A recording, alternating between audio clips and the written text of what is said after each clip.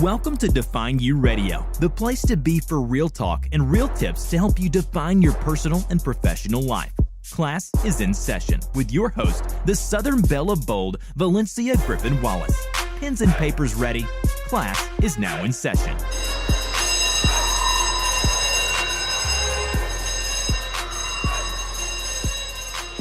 Hello, and welcome to the new season of Define You Radio. This month's series, in case you guys are brand new to the show, is on vision. And I am your host, the beautiful, enlightening, engaging, entertaining, all of the other E words too, Southern Belle of Bold, Valencia Griffin-Wallace. On Define You Radio, you get the life lessons, strategies, and more to help you define your life on your own terms. Welcome all new listeners, and thank you for being here. Make sure you subscribe and connect with the show at www.defineyouradio.com. Now, since we're still in January and we're talking about vision, it's January. What else will we be talking about? I have a guest you guys are going to love. She's a newbie to the show. I'm sure she will be back. Y'all know I love my repeat guests and my Define You Radio family. Her name is Miss Lyvonne Copeland.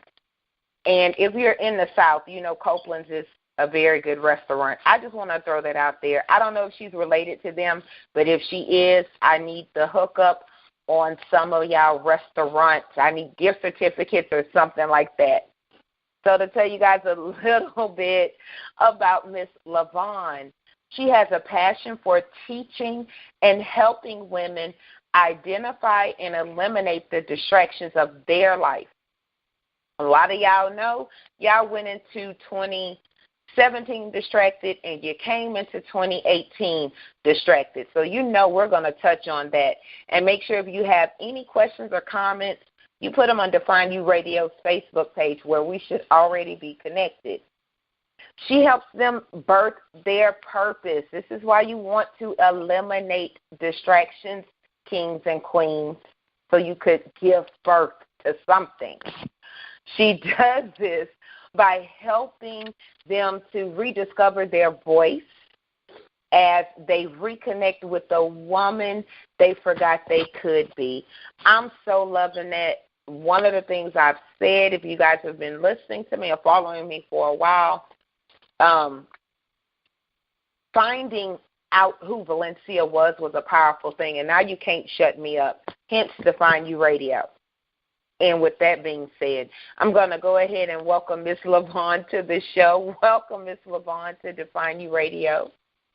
Hi, Valencia. Thank you so much for having me, and I love what you said. You know, now they cannot set you up, and that is truly what the reminder is about, getting back your voice.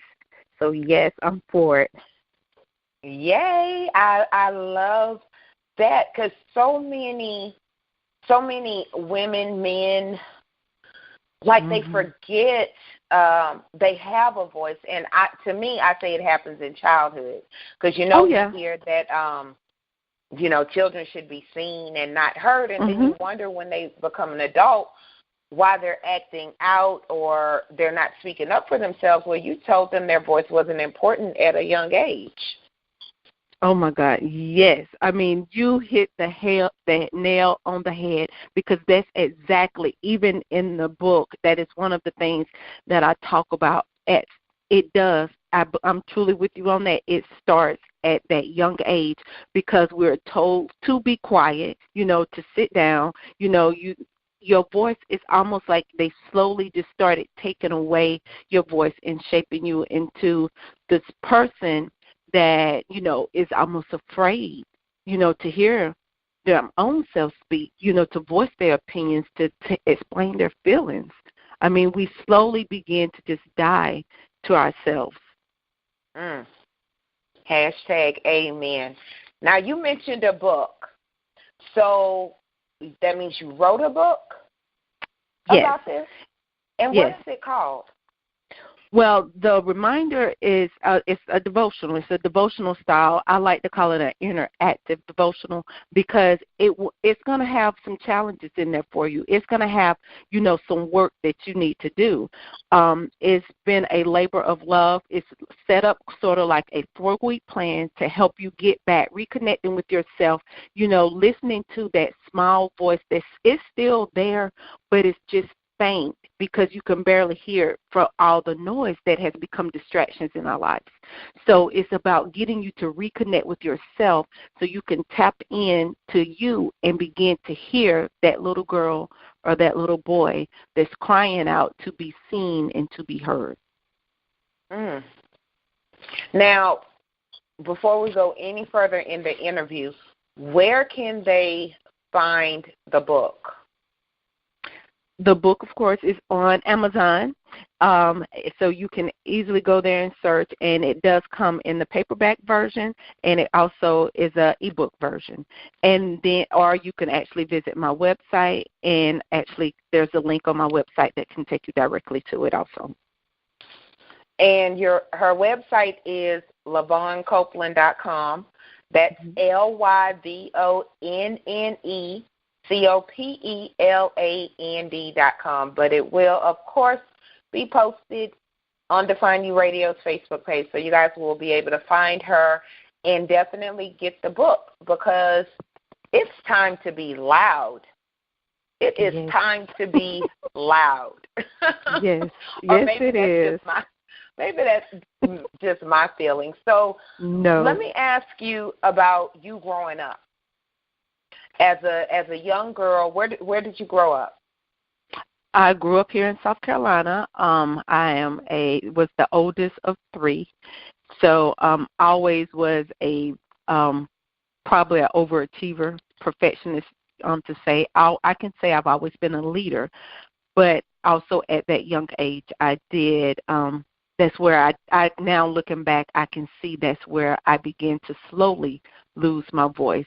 But I love to say I'm a Southern belle. I was always extra. I guess most people would say now I'm that friend, that person that's going to always be extra. I don't know what sneakers are. I love a good heel. But I've always been that way, even as a little girl. Always, wanted to be dressed up.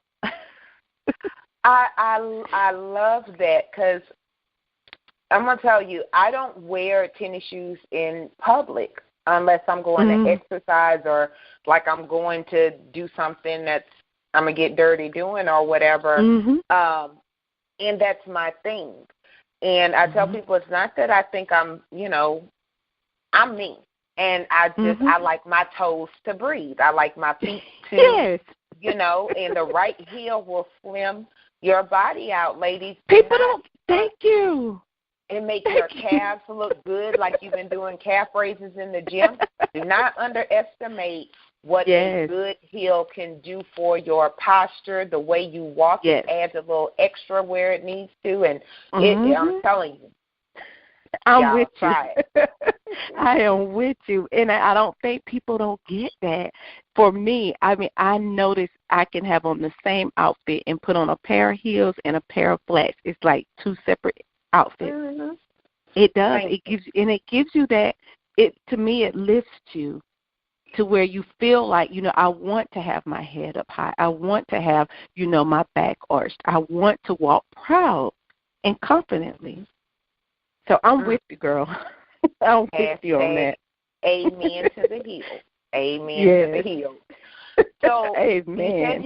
You said you're the oldest, and that's when you could say you started losing your voice. Is there any particular situation or thing from your childhood that stands out to you to where you felt like your voice didn't matter or was shut down? Yeah. Being the oldest and, having a mom that, had to work, she was a single mom. She was a young mom, actually a teenage mom. So even at a young age, I had to take on a lot of responsibilities. So I couldn't easily say, why do I have to do this, or I don't want to do this, or, I really want to go play with my friends, but, I maybe had to babysit, to watch my little brother and my sister, to take care of them, at a young age, already learning how to cook dinners. I felt like I had a responsibility that everyone was expecting out of me, so I couldn't say, even sometimes to say, I'm tired. Even how do you think as a child to be able to say, I'm just tired. I would rather just sit in my room and do my homework, or to read, or to talk on the phone with my friends. I want to just be a child. But at a young age, I had to, almost felt like I had to be a young adult because I had to, help my mom out. I'm sure I know I could relate to that, and I'm sure a lot of the audience can relate to that too, especially, if you're the oldest or you're the responsible one. You tend to lose your childhood. So when you hear things, especially growing up in the South, to stay in a child's place, well, I don't exactly know what that is, or I didn't know what that was, because I was doing so much. I was responsible for, my sister and my stepsister.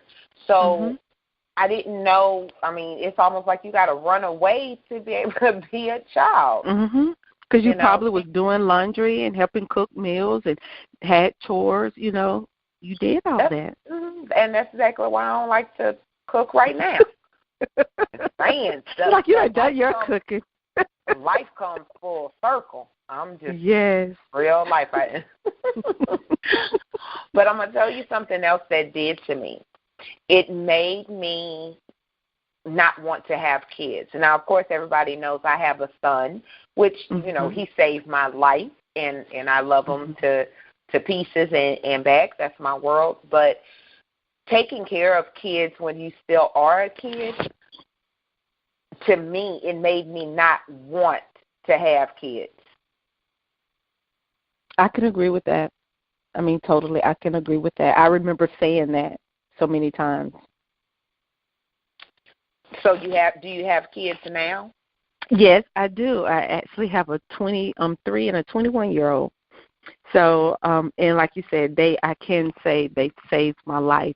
They actually caused me to move to a place that, almost like, look, then you tried to recapture, all of this that you didn't get because you had to grow up so quickly, but they made me slow down. They taught me patience. They, of course, showed me a love that I never thought I could love someone so much, But I remember, saying that. I even have my high school memory book, and I wrote in there, it asks you about kids, like in 5 years or 10 years, none. That was my thing. I was like, I'm going to live my life. I feel like, look, I done all this. I done, help clean up, help put my sisters through school, my brothers through school, brought Christmases. But I'm like, you know what? I'm going to grow up. I'm having fun. But I can say that was the best thing that ever happened to me.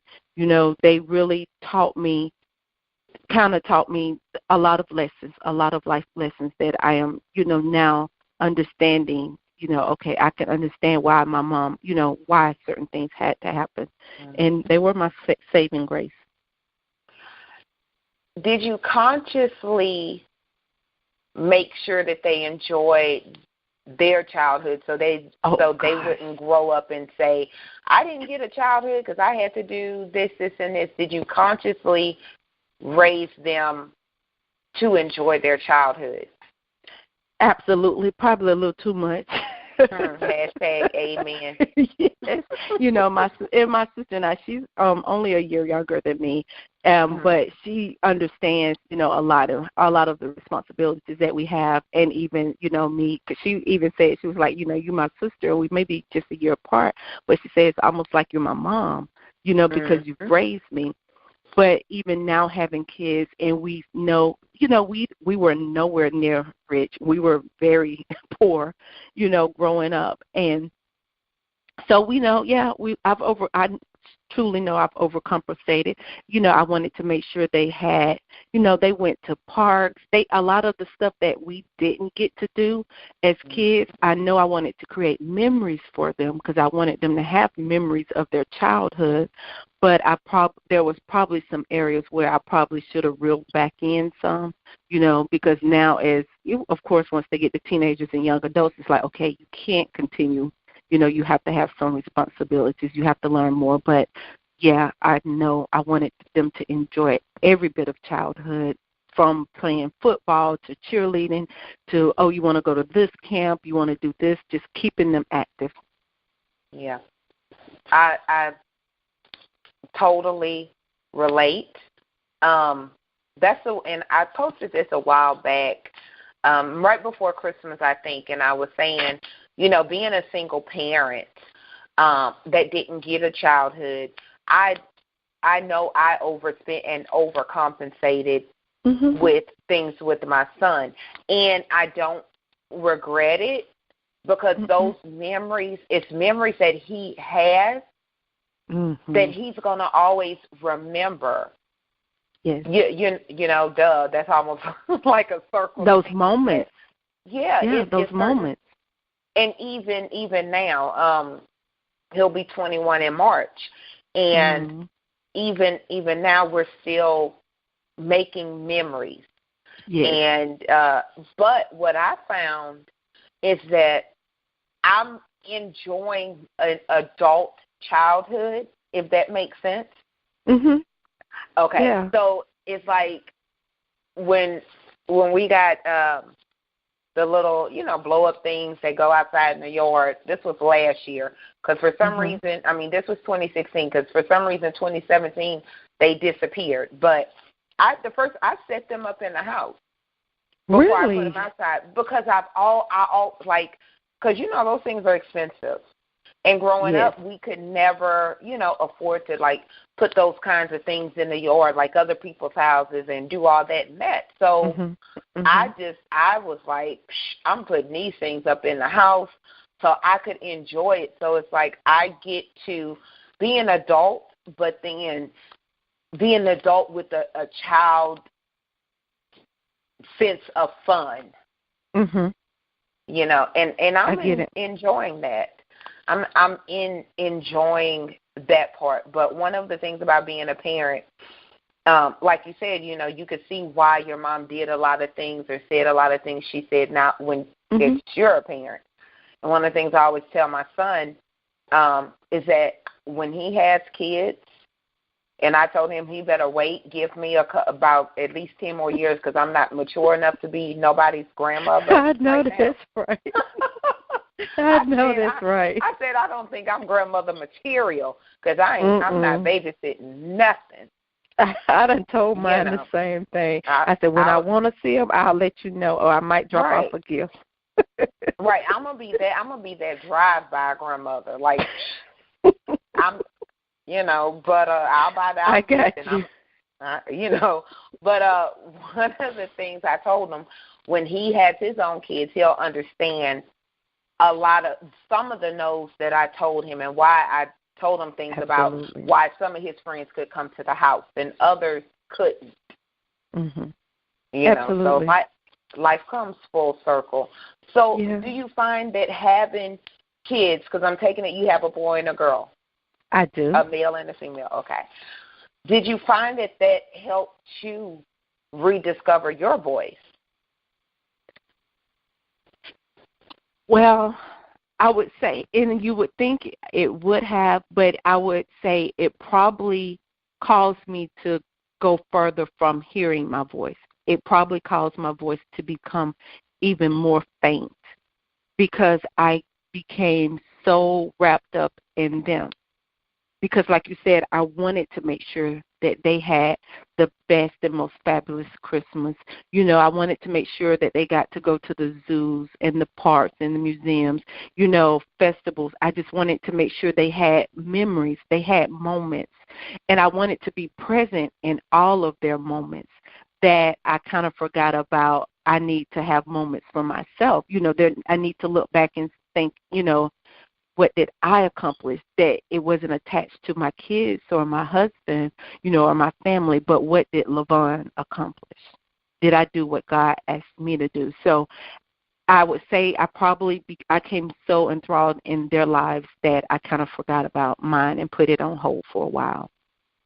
I know every woman can relate to that part. Mm-hmm. Every woman can relate to that part because there's always somebody else to take care of. Mm-hmm. What was that defining moment, as I call it? What was that wake-up moment? Maybe it was your spirit making you feel guilty because I think that when it's something we're supposed to do and we don't do it, there's a certain, like, you should be doing this. Oh, yeah. What was that defining moment that you said, hey, I got to do something while I'm here besides being a mom and wife? That defining moment came at the end of 2016. I would say 2015 and 2016 became some very hard years for me, to a place that I kind of withdrew to myself very, very deep, into this place, almost like this black space. But at the end of 2016, I was sick. I mean, God laid me out because I'm never a sick person. I don't get sick a lot. But towards the end of 2016, I started experiencing vertigo. I had kidney stones. My body just started slowly telling me, you know what, we're not going anywhere. You're not going any further. You're going to have to stop and listen to us. And during the point, at the end of December, in December of 2016, I had a bout of vertigo that left me pretty much just in a ball in the corner of my couch. The most I wanted to do was go to the bathroom and come back. I didn't want anybody talking to me. I didn't want to be touched. I didn't want to hear anything. I just wanted to be still so the spinning would stop. But it was during that time that I was laying there that I heard God, reminding me that, we have some unfinished business. Because I've always been a visionary. I tell everyone I dream in color. I've always written plays and scripts, for church. I had done writing. I love writing. I've always said I wanted to write a book. But at that point when I was on the couch, he was like, it's time. You've done for everyone else, but now you have to do for me.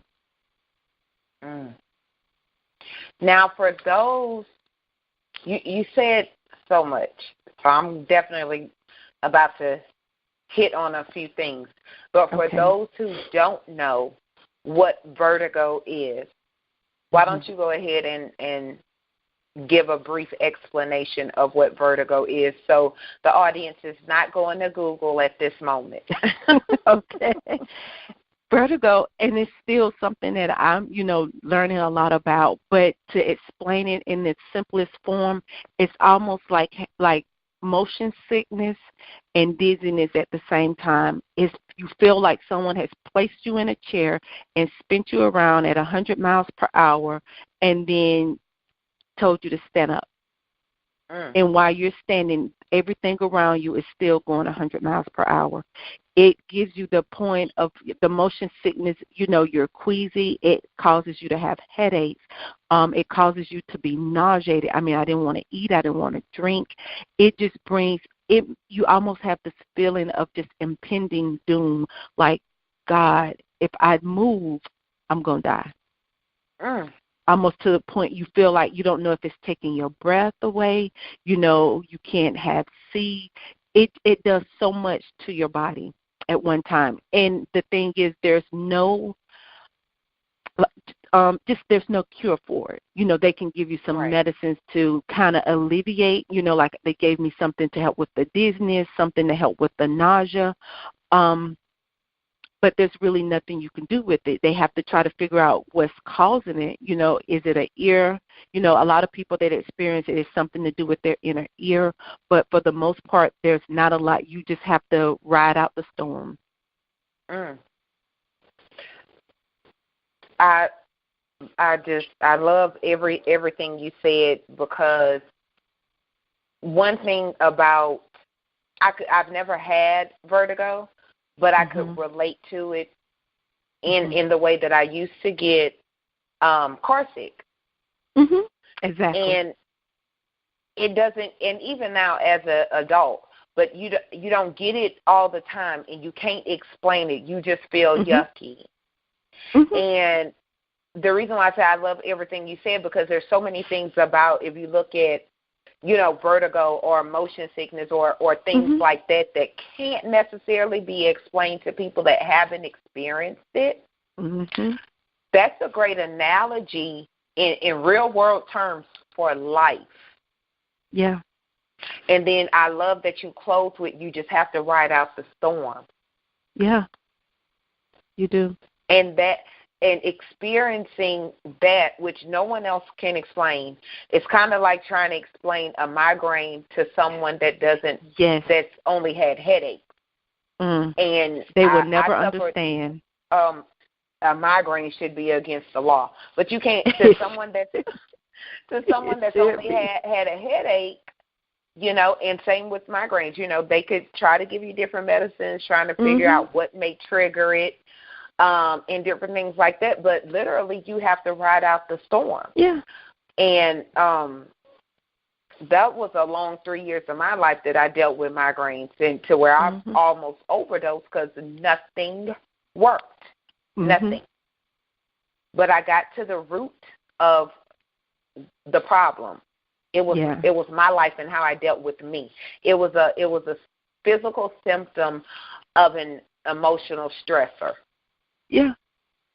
I mean, what you said is absolutely the perfect way to explain it, because I feel like that's God saying that same spinning feeling, like you said, that pounding feeling is, to me, it represents our lives spiritually. God's like, you're spinning out of control, and it's time to stop. Did you find that you experienced it more when you felt out of control? I don't know, because it's like it would hit, and I probably would say yes, because it would hit me when I'm like, I can't right now. You're feeling like, look, I have too much going on. This is not a time to be having a migraine. You have those moments, right. You say with the migraines, or it was the same thing. I don't have time for this right now, because when I would have an attack, I couldn't do anything. And sometimes, it can, and the bad thing or the craziness about it, it can last anywhere from 5 to 10 minutes, 5 to 10 hours, 5 to 10 days. Wow. But you couldn't do anything. It caused me to stop. And a lot of times I'm like, look, I'm having a lot going on.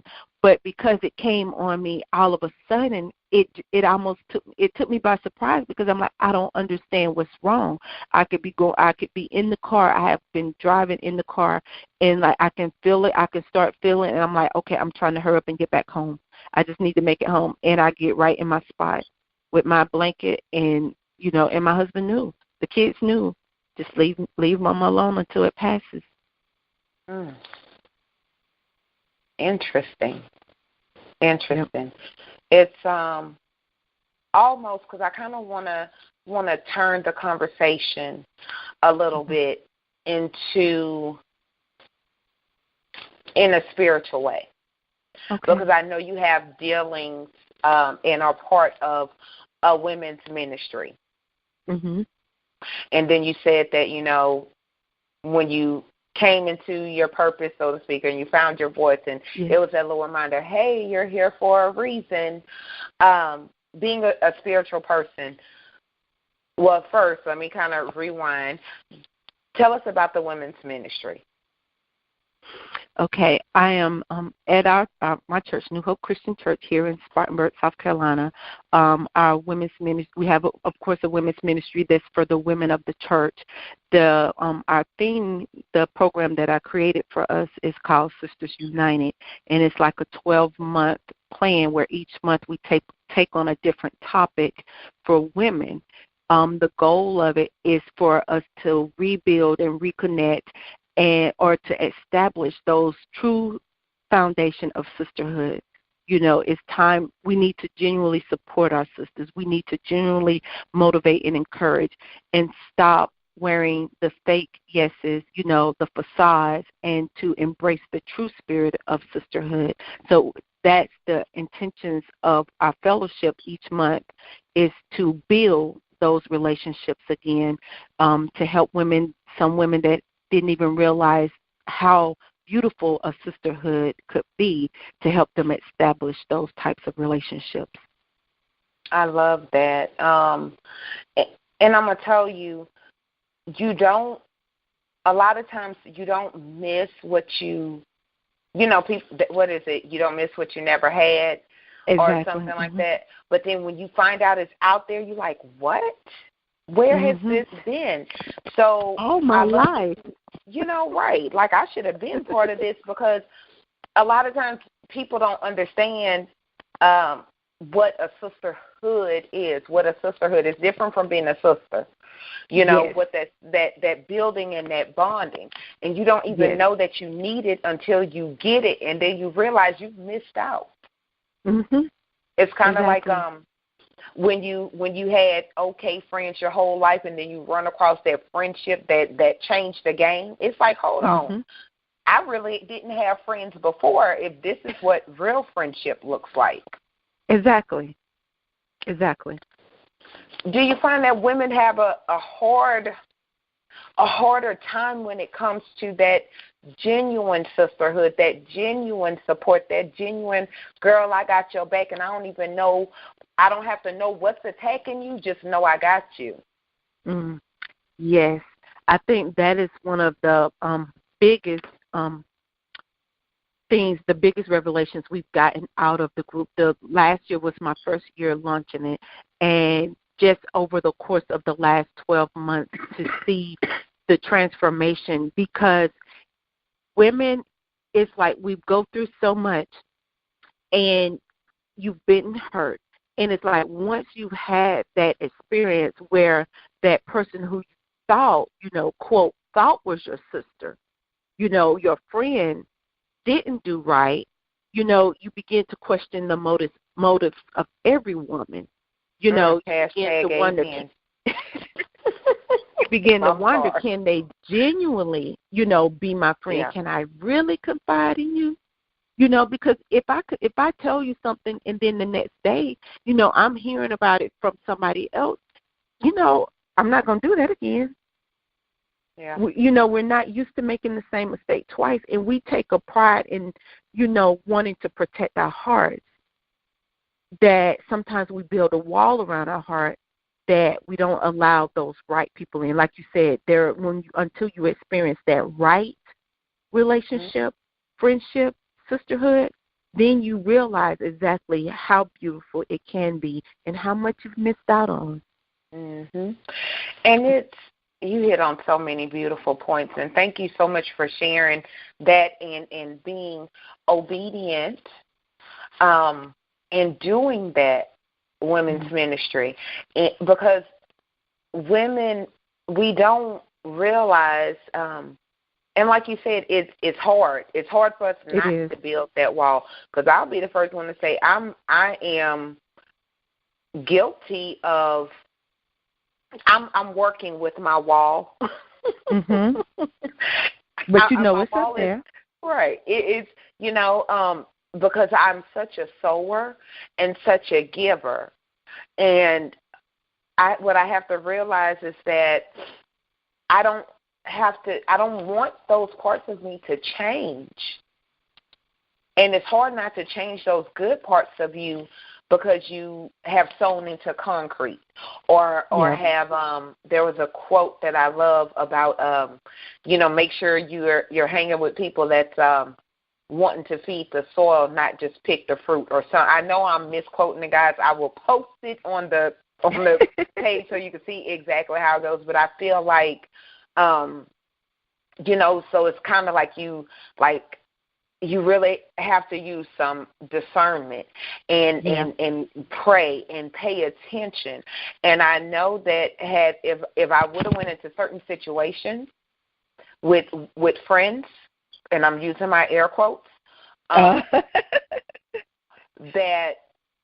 I would have saw the signs before I got hit at the red light. Yeah. So one of the things I tell people is, make sure you pray for intentional and relationships and friendships and those people that, if you sow into them, you're sowing into fertile soil, and they're sowing back, and it's reciprocal relationships that have a foundation and not just built on what can you do for me. That's my 10 and 2 cents on that one. As you guys see, that's a monthly series right there. It really can be. But it's real though, and everything that you said, it is so real, because one of the key things, like what you said, is that you really do have to get to that place where you're praying for and having a spirit of discernment when it comes to having those godly relationships, those divine connections with other women that can truly rock for you and ride for you, that's going to support you regardless. Like you said, if they don't even know the situation, they're like, I got you. I'm going to lift you up in prayer, and we're going to see our way through. Exactly. I'm telling you. One of my requirements, I want praying friends. Like a man wants a praying wife, a woman wants a praying husband. Want people to pray for you. Exactly. Did you pray for me today? I know. You should have felt that someone right in the spirit. You should have been praying for me. I'm saying you just have to, pray really. Yes. For your family and friends, and cover them, and you don't have to know. You don't have to know, but I want to be covered. I want friends that cover me in prayer, and a lot of people, those accidents that didn't happen, that's because someone's covering you. Somebody was praying for me. I'm going to move on. I know. So, like I said at the beginning of the show, that January is the month of vision. It's our vision series on Define You Radio. So when we talk about vision and the vision for your life, what comes to mind, or what comes in your spirit about the vision for Miss Lyvonne and her life? Wow. Especially now that I'm at this place where I'm actually in alignment with what God has envisioned already for my life, I feel like I'm actually in a sacred place, because I can see and understand that there's more to who Lyvonne is, and her voice, and being able to connect with women. I know that's what he's purposed for my life. That's the vision that he has for my life, because there are so many women, and especially women in ministry, that because they're in ministry, or because they feel that because I'm saved and, and I love God, I just have to keep quiet, and I'm just going to pray about this thing, and allow people to treat you or use you, or, I'm just going to be pleasing, and not understanding that God's giving you a voice for a reason. And so I know that is my purpose. And so I envision, especially over this next year, just to be growing me as a better speaker, as a better teacher, to help just connect with these women. I just want to see women empowered. I want to see them loud. I want to hear them roar. I just want to see women connecting with who they are, so that we can help others, because that's what it's about. I love I love that. And, you know, if you're a new listener, you know things that I say all the time. Number one, I always say I love that because I don't think we love enough, so I love it. And I always say yay, okay? Yay is like my number one favorite word. So that's for the new listeners. If you're an old head, if you're, you know, a Define You radio veteran, you already know the deal. So just thought I'd throw that out there. But it's so many things in what you said, because women in the ministry, and I'm not a woman in the ministry, but I know several, and it is so many things that they have to, it's a certain appearance they need to have, a certain quiet voice, a certain demeanor. It's so certain. The box is already built, just waiting on them to, you know, get in it. Like the box is already built for them. So I only can imagine, you know, a woman, you know, being, you know, a woman in a ministry, out there helping other women and encouraging them to, hey, find your voice and be loud. Like, no, I can't do that. We're in church, you know, like, you know. So it's like you burn in the box, baby. You are burning the box. So, and if you know my friends, they are loud. You know, my bishop sometimes he just shake his head. He's like, I swear, y'all. I'm just going to have another class. We'll be like, we'll be at the alternate Sunday.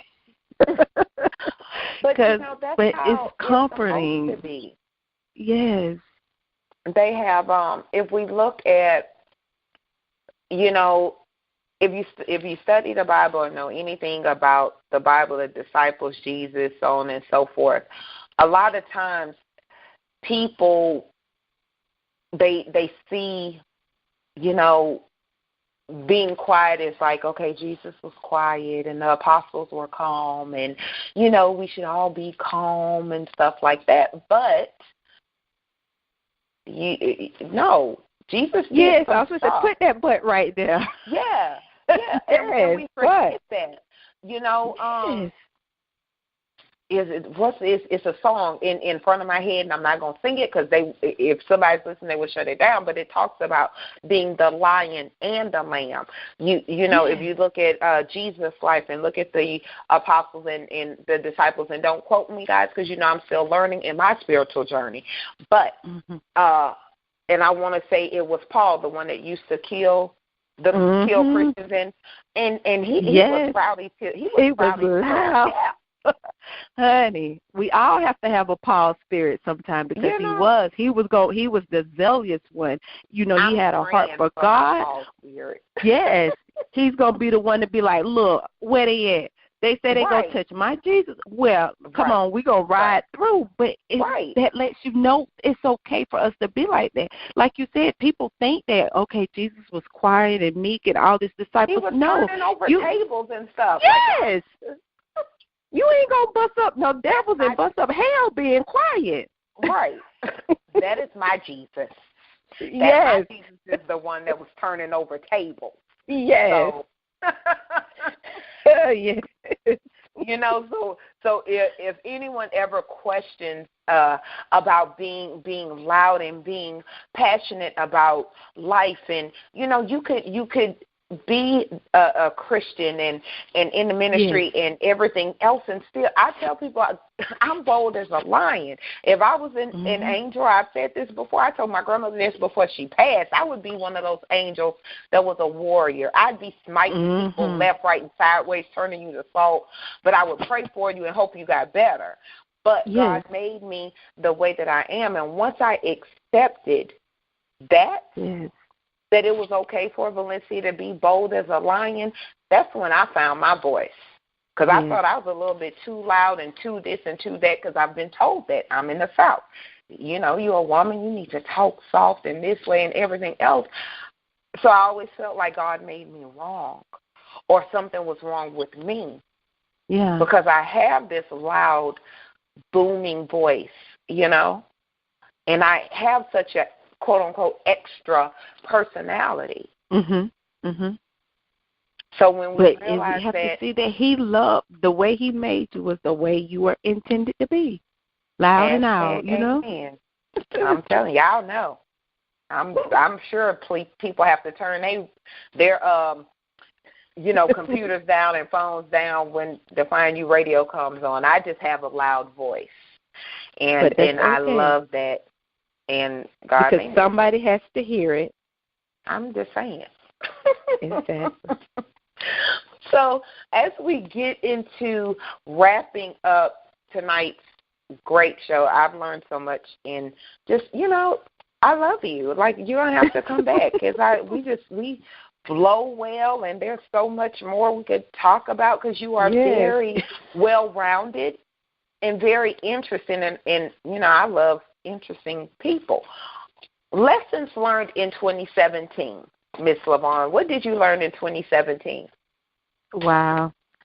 2017 it truly was a year of learning for me, because at the beginning of 2017 is when I actually put action to what God told me to do, and birthed this book and birthed the Sisters United series. So it taught me, doing all of that everyone is not going to rock with you. I had to learn that everybody's not going, and though there was a lot of people that I thought was going to go on this journey with me, that I realized everybody wasn't. And then I also realized that's okay, because them not going with me was not going to stop the journey from happening, that it will still continue, and what God had already said and ordained would come to pass. 2017 taught me that hard work does pay off, and that I had to learn to actually say no, because I knew that when I decided that I was going to hear God and be obedient to Him, that I had to learn to say no, because I could no longer allow distractions that now I know was just sent from, the enemy to distract me from birthing what God had said. But I had to learn that those distractions were just that, and saying no was my freedom papers. So 2017 was an amazing year. Taught me a lot about people, a lot about relationships, but most of all, it taught me so much about myself. We must have had the same 2017. Because when you said everyone is not going to rock with you, I wrote that down in all caps, because y'all know classes in session, and y'all tell y'all pens and papers ready. But I wrote that down because it's a truthful statement. And what came to me today, and I was listening to John Gray, and I love John Gray, and I will be in South Carolina to see him when he goes there, if I don't catch him in Houston. But he was saying, look, now my mind got just all twisted. But long story short, 2017 was really about learning and pruning, right? It was, and I am paraphrasing, guys. This is not John Gray verbatim. For somebody's like, he didn't say that. This is not him verbatim. I'm doing a Valencia summary. That 2017 was all about, showing you what you could go through and grow through. It was showing you some people that you needed to leave in 2017. Exactly. Because if you have this, everything that you prayed for, if you have that blessing, that blessing that's come to you in 2018, and the people that didn't mean you any good, but you didn't let go in 2017, and you got blessed and you were still with them, they would have caught some of your overflow. Yeah, exactly. And they weren't meant to go. And that's just, like you said, some distractions are definitely from the enemy, whether it's internal or external. Exactly. Because if I could frustrate you so much and distract you so much because you're all in your feelings, guess what? You're not going to focus on your purpose. And there it goes, on the back burner again. Y'all better understand. Exactly. Yeah. If our purpose, if your purpose and what you're supposed to do wasn't so important, in changing the world, it would be easy. Oh, yes. But because that's hashtag amen right there. You know? Yes. That's what people don't understand. You being attacked, distracted, and all of these things are coming to you because your purpose has the power to change the world. Otherwise, what they say, nobody's coming to rob an empty house. Mm-hmm. That's a whole other show. We're about to get into another hour. Y'all going to have to get me and Miss Lyvonne on part 2. Okay? I'm going to work with her on scheduling it because that's a whole other show for people to realize that. Let me focus, Define You Radio family. Okay. What can we look forward to, or what are you looking forward to for 2018? Oh, I'm looking forward to just growing and becoming better, with my craft, with the talents and gifts that God has given me, just really moving to a place. One of the things, and I actually did start out with 2018 doing, was investing in myself, not only the words that I wrote in the reminder, but fully embracing those words for myself. So investing in myself, understanding that it's okay to say no. I have already said no this year to a few things and a few people, and understanding that I am, what God has planned for me for this year is to be fierce and to be fabulous. And that is what I intend on doing each day that He allows me to walk this earth. Hashtag amen. That's what I have to say. Ms. Lyvonne, is there anything else you would like to say or leave the audience with? And how can they find you, find the book? How can they stalk you on social media? We're already connected. Well, y'all not stalking, but follow and support. We're connected, which I'm like, yay, I love her. So but how can they connect with you and get to be part of your world? Okay. They can follow me on social media. I'm on Facebook, Instagram, and Twitter. My name, Lyvonne Copeland. So I made everything easy. My website, if anyone is interested in me speaking, teaching, facilitating, or learning more about the reminder or about Sisters United, they can go to my website, www.lyvonnecopeland.com.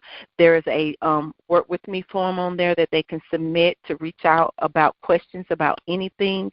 Of course, I'm super excited about Sisters United launched the second part to Sisters United launching this year. And just really getting out here, building and promoting, the book, and really getting the book in the hands of those people it has been intended to touch and to impact. So follow me on any of my social media handles or visit me on my website. Yay. Okay, I'm adding that. That's my last yay of the show, ladies and gentlemen. Guys, Ms. Lyvonne, number one, thank you so much for being on the show, and welcome to Define You Radio's family. She will be back. I'm telling, quote it, write it down. You stay connected with the show so you'll know when she will be back, because we have some discussions to have to help you guys learn to define your 2018. Yes. With that being said, thank you so much for listening, and make sure you connect with me at defineyouradio.com.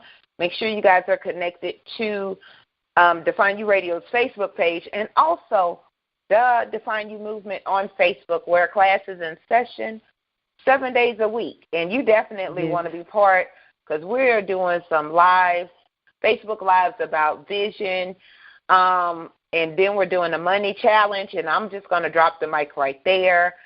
Because, Queens, we got to get our money right in 2018. More to sow, more to grow. That's all I can say. So with that being said, until next time, remember, your past doesn't define you. It gives you definition. And it's up to you what you do with that. Y'all have a great night. Thanks for listening to Define You Radio. Make sure you connect with the show at www.defineyouradio.com. Pens and papers down. Class dismissed.